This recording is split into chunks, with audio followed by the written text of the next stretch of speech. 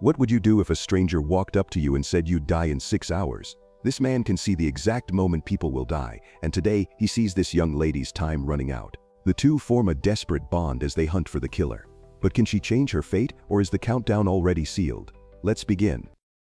Jung Yoon is an ordinary woman with an exhausting life. At nearly 30, she worked endlessly, juggling part-time jobs just to make ends meet. Every day, she sent herself little messages, reminders to endure, to keep going, to never give up. She believed that if she worked hard enough, maybe she could change her fate. One morning, she headed to her part-time job at the convenience store. A regular customer, a detective, Ki-hoon, stopped by. Jung Yoon casually mentioned that her birthday was tomorrow. Ki-hoon smiled and promised to treat her to a special meal that evening. After her shift, Jung Yoon wandered into a clothing store. A dress caught her eye, but it was far too expensive. She sighed, almost leaving, when another dress on the discount rack caught her attention. Smiling, she decided it would be her birthday gift to herself. As she crossed the street, lost in thought about her struggles and sacrifices, a man suddenly appeared in front of her. His eyes were calm but chilling. "You will die in 6 hours," he said. Jung Yoon froze. A total stranger just told her she was going to die. Of course, she didn't believe him. After all, she had plans with her friend that very evening. But that day, the words gnawed at her. When she finally arrived at the meeting spot, her friend was surprised to see her as she was watching a movie with her boyfriend. Her heart skipped a beat. Could the stranger's warning actually happen? Then at the same crosswalk, a motorcycle suddenly swerved toward her. Before she could even react, a figure grabbed her shoulder and yanked her back to safety. It was Jun-woo. Her voice shook with fear and anger. "Why didn't you just let me die, since you say I will die anyway?" she demanded. Jun-woo looked at her with a calm expression.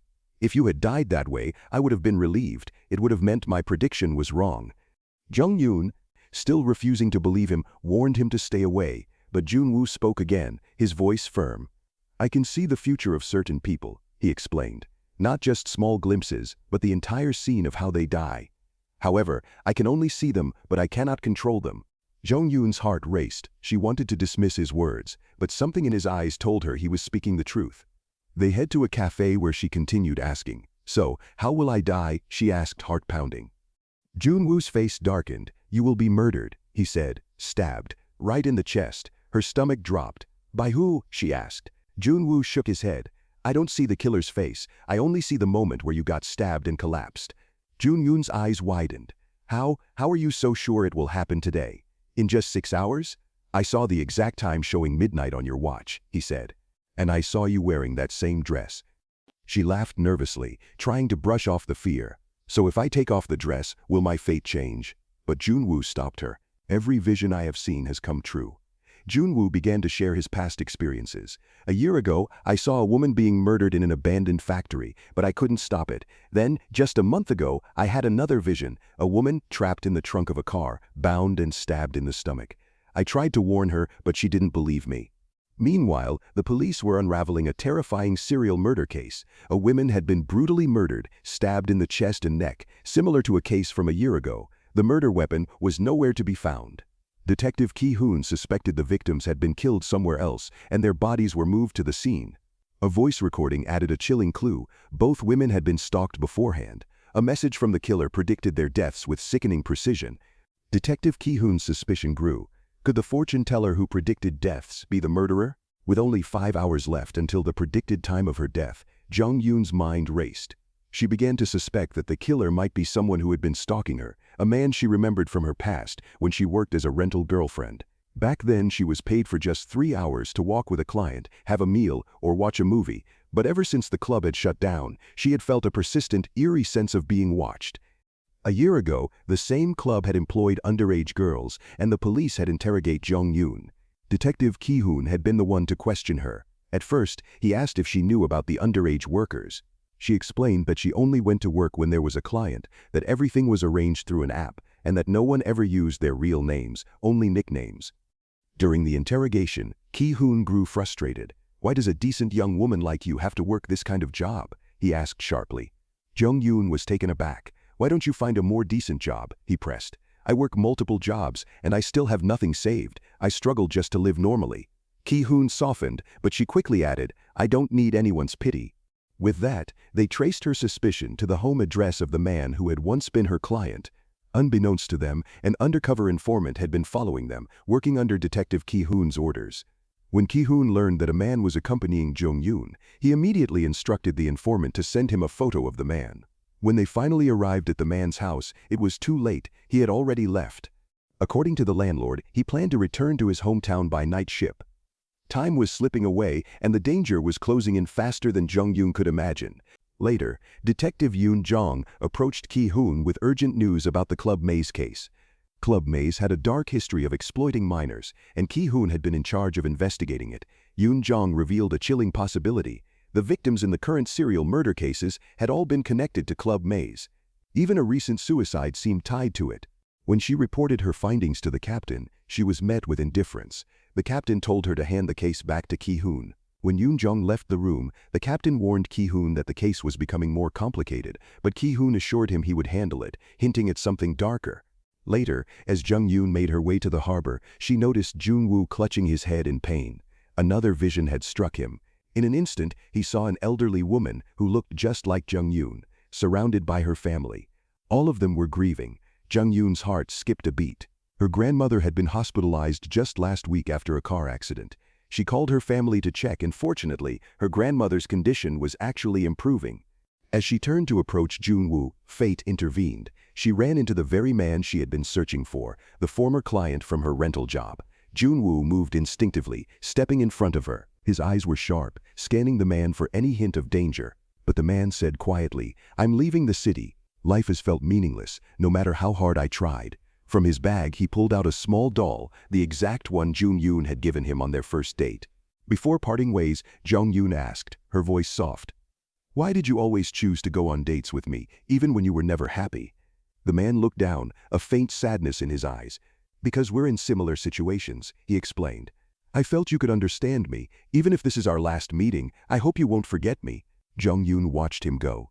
If he truly had no malicious intent, then he could not be the killer. Meanwhile, Detective Ki-hoon finally manages to restore the blurred images from the phone booth. Yoon Jong studies the face carefully and realizes that the man in the footage is the boyfriend of the woman murdered in the abandoned factory 1 year ago.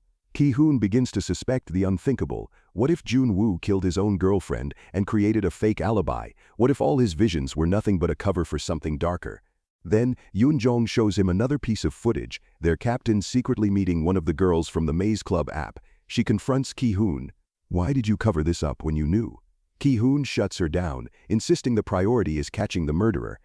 Now Jung-yoon only has 2 hours left. She has no idea who to suspect anymore.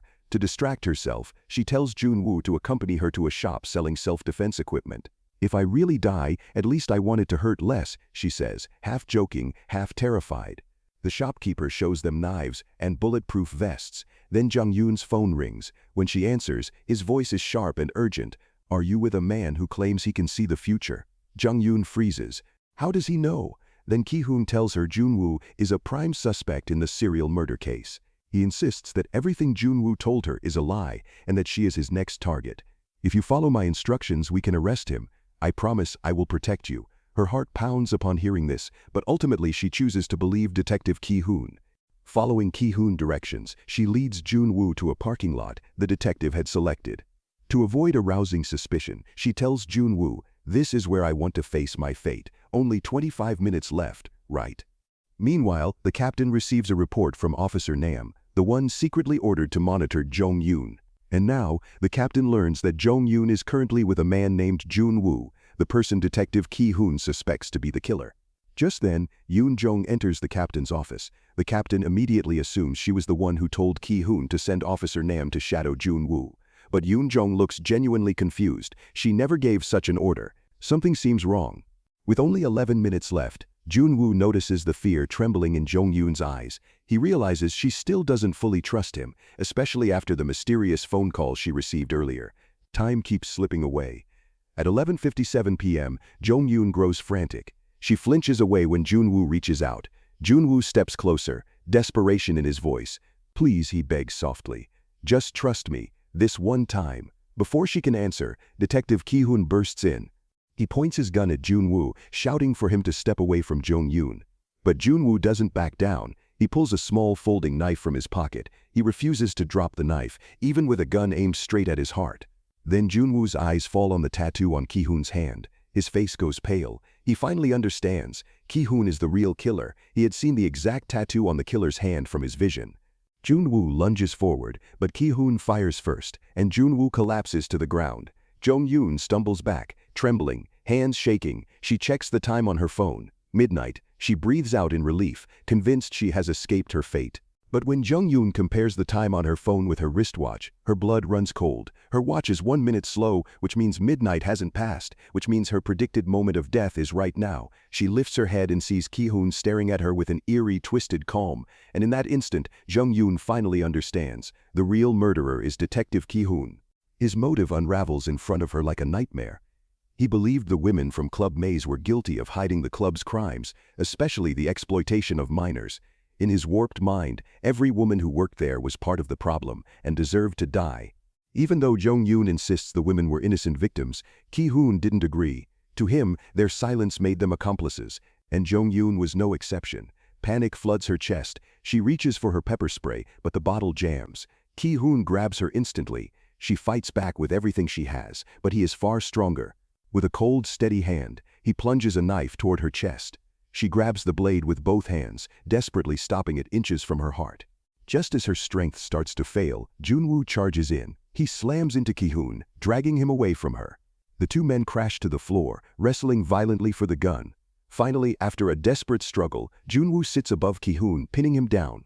With rage burning in his eyes, he wants to end Ki-hoon once and for all. But Jong-yoon screams through the pain, "Stop! Don't do it! Please!" She doesn't want Junwoo to become a murderer. Soon, the police arrived. Thankfully, Jong-yoon had recorded the entire conversation. With that evidence, the officers arrested Detective Ki-hoon on the spot. Everyone is shocked. The man they respected and trusted was the real murderer all along. The reason Junwoo survived the gunshot is then revealed. He had worn the bulletproof vest they bought earlier from the self-defense shop. Since he couldn't foresee his own fate, he chose to protect himself just in case. Later, at the hospital, Junwoo finally opens his heart. The woman who was killed in the abandoned factory a year ago had been his girlfriend. He had seen a vision of her death, but because he didn't know the exact time or the killer's identity, he failed to save her. But this time was different. Jung-yoon survived. He truly managed to change someone's fate. And by saving her, he also saved all the future victims Ki-hoon would have targeted. After saying those words, Junwoo disappears from Jong-yoon's life without saying goodbye. Life goes back to normal. Then one day, at the same crosswalk, fate brings them together again. Both of them are now living ordinary lives. Junwoo no longer has the ability to foresee anyone's death. But he remembers his final vision, a glimpse of an elderly woman with Jong-yoon's face, lying peacefully in her final moments, surrounded by a warm and loving family. He tells her the man beside her wasn't him, but assures her that she would lead a life filled with love and happiness.